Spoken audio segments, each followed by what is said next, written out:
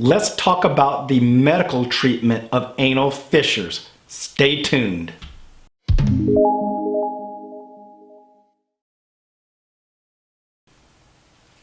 There are a number of different over-the-counter and prescribed medications that can be used to treat anal fissures.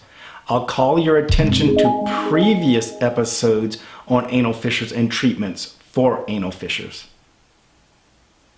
In previous episodes about anal fissures on this channel, we discussed the mechanism of anal fissures, and we'll put up this slide again during this lecture and at the end of the lecture so you can learn about the mechanism of anal fissures. Again, when we treat anal fissures, we look at dealing with certain parts of this vicious circle which causes anal fissures.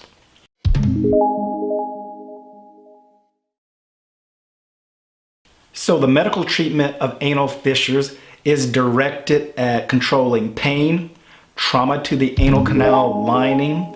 It is also directed towards treating spasm of the anal canal, which again can lead to more trauma and more pain.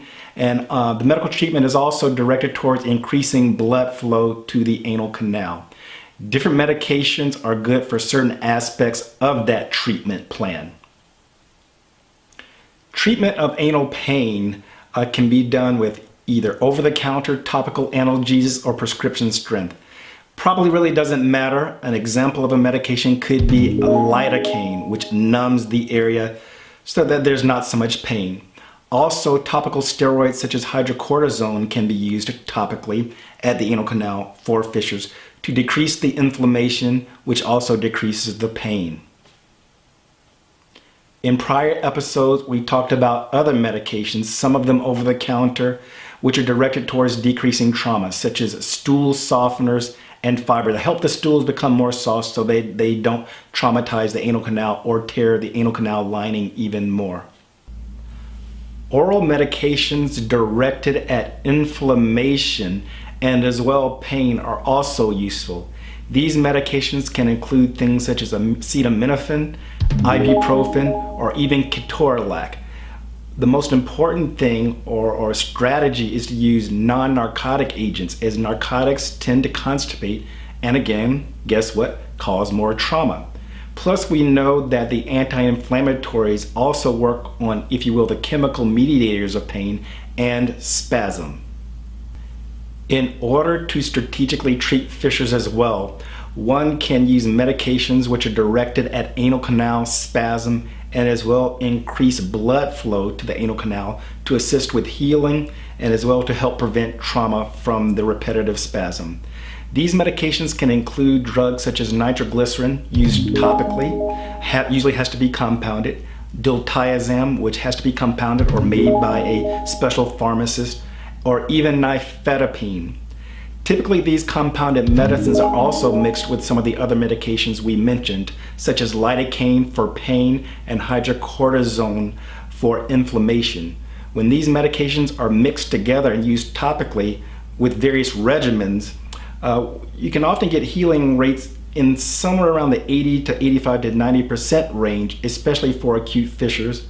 And these medications are quite useful, if you will, as a first-line medical treatment, hopefully preventing the need for surgery, which we'll talk about in a later episode. What are the benefits of using medical treatments instead of surgery for the treatment of anal fissures? Well, one of the main things is with surgery, there is a higher chance of fecal incontinence or permanent anal leakage with any sort of surgery. With surgery, typically there needs to be some form of anesthesia used, for example, general anesthesia, which in and of itself has risk. With medical treatment, these complications, these problems are obviated, meaning you don't have to really worry about those. The problem is with medical treatments is that it does take some time. The treatment doesn't work overnight, if you will. There's a fairly high failure rate when compared to surgery. There is some discomfort by patients as far as applying medications in that area. To contradict myself, however, medical treatments can be used as part of the regimen or is one of the steps towards treatment of anal fissures. In other words, you can always treat medically for most patients, and if that medical treatment fails, you can always go to surgery with a more aggressive approach to treatment of the fissure or surgery for the fissure. Now you'll see a short review of the slides used to prepare for this lecture.